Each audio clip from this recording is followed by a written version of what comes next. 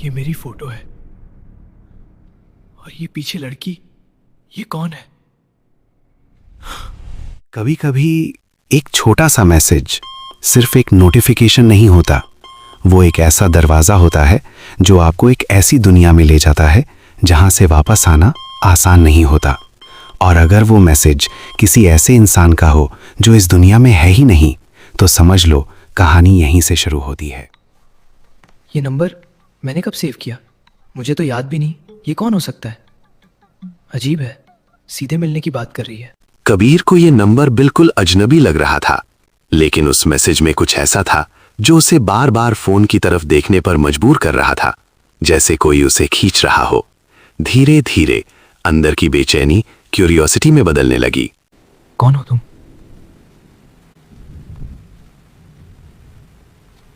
याद नहीं अभी। उस एक जवाब ने कबीर के दिमाग में 100 सवाल खड़े कर दिए।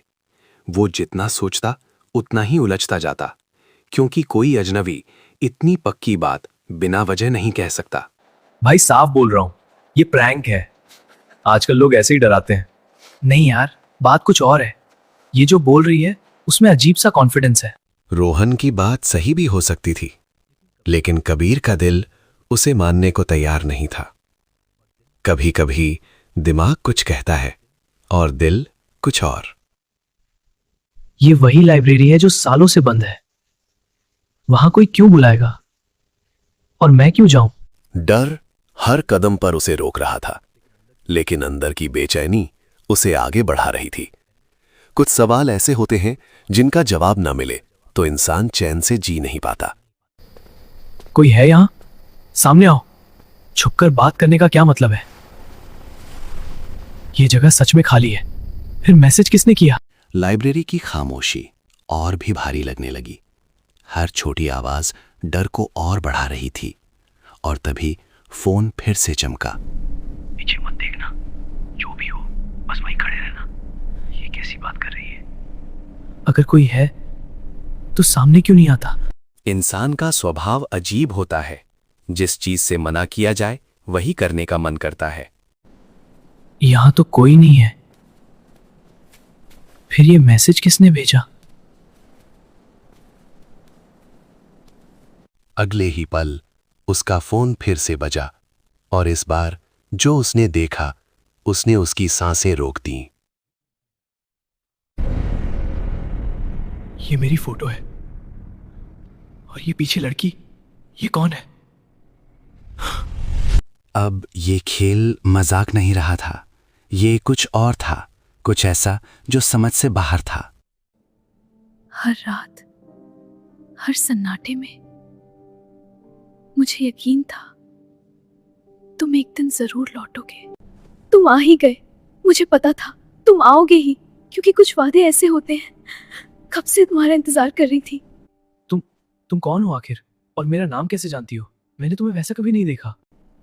फिर तुम ऐसा क्यों कह रही हो जैसे मैं तुम्हें बहुत पहले से जानता हूं? उसकी मुस्कान सामान्य नहीं थी, जैसे वो सब कुछ जानती हो, जैसे कबीर के हर सवाल का जवाब उसके पास पहले से हो। उसकी आंखों में एक अजीब सी शांति थी, लेकिन उसी शांति के पीछे कुछ बहुत डरावना छिपा हुआ था। और कबीर अब उस सच्चाई के बिल्कुल करीब खड़ा था। 1 साल पहले यही जगह तुम मुझे यहाँ छोड़कर चले गए थे। मुझे कुछ याद नहीं। तुम शायद किसी और को समझ रही हो। अब कहानी उस मोड़ पर थी जहां सच और डर एक हो चुके थे, जहां यादें सिर्फ यादें नहीं बल्कि अधूरी सच्चाई बन चुकी थीं।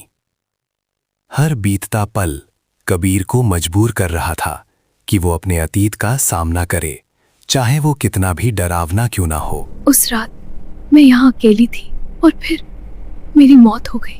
ये झूठ है, ऐसा नहीं हो सकता। तुम जिंदा हो, मेरे सामने खड़ी हो। ये सच कैसे हो सकता है? तो फिर ये मेरे सामने कौन है?